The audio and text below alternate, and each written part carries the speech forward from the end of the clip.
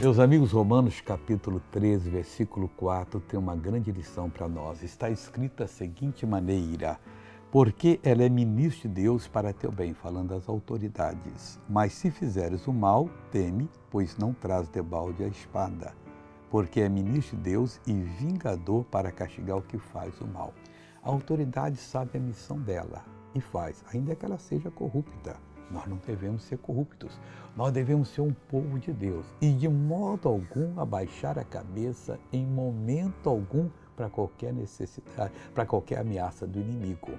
Agora, sempre saber que somos ministros de Deus e podemos fazer o bem e também fazer o castigo àquele que não faz o bem. As forças do mal não fazem o bem. Nós podemos expulsá-las e proibi-las de tocar numa pessoa e até paralisar a obra delas. Age em nome de Jesus e você será bem-sucedido. Vamos ver uma pessoa que foi abençoada? Missionário, eu tive chikungunya faz 1 ano e 8 meses. Não consegui andar de forma alguma, muitas dores no corpo todinho.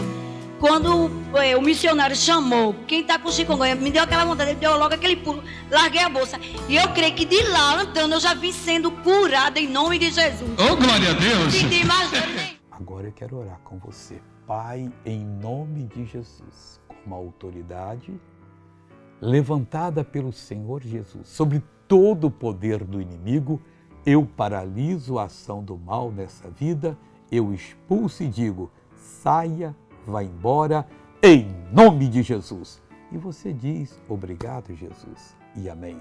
Bom dia.